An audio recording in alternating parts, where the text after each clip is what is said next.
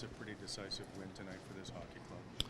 Yeah, it's a good win for us. We haven't had the luxury back-to-back games, or very many this year, where we've been able to somewhat enjoy it.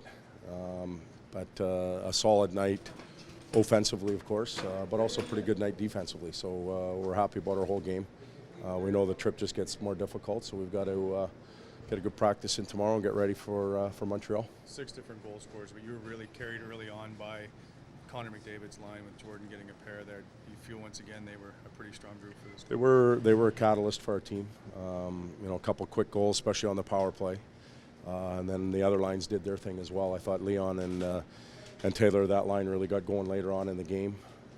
We got great checking from the Hendricks line, and a little bit of offense from everybody. The D played well. Cam did his thing, so a complete team game tonight. I need to ask what you think of McDavid's second game. Well, the coach only played him like 13 minutes because it was 7-2. So, he normally would get about 6 or 7 minutes more. But, again, he was dynamic. He had great speed, some poise and deception on the power play. Created the real good scoring chance for Eberle, I think, in the second period. So, gifted player. He's fun to watch.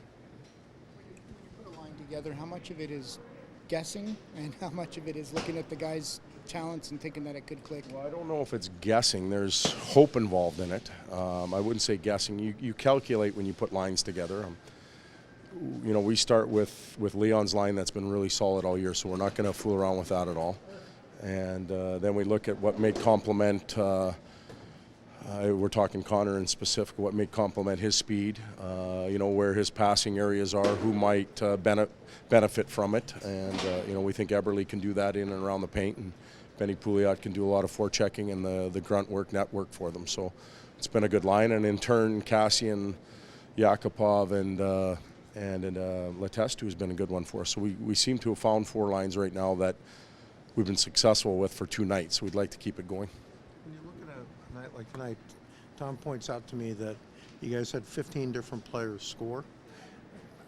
Is that something that, is it sparked by McDavid's return, do you think, or is it just a combination of a bunch of things? Connor's a hell of a player, and we're all excited about him, but this is our team. This was a team win tonight. Connor played a huge part in it.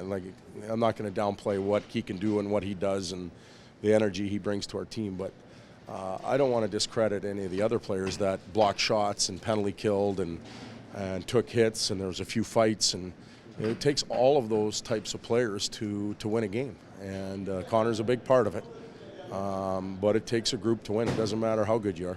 What do you think of the team toughness? Not only the fights, but just players backing each other up and seemingly to be not even afraid is the right word, but willing to get involved physically, knowing that there will be a payoff. I think it's been good. I think it's been good all year.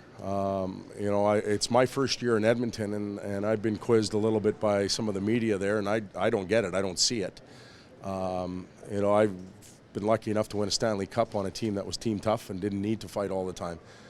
They hurt you on the power play. They hurt you with their forecheck. They stood up for one another, and we have that type of team. But, if it gets into an extracurricular activity type game, I think we're well equipped, and the game is going away from that, really. But if we get there, I think we're fine. We take care of each other the way we should.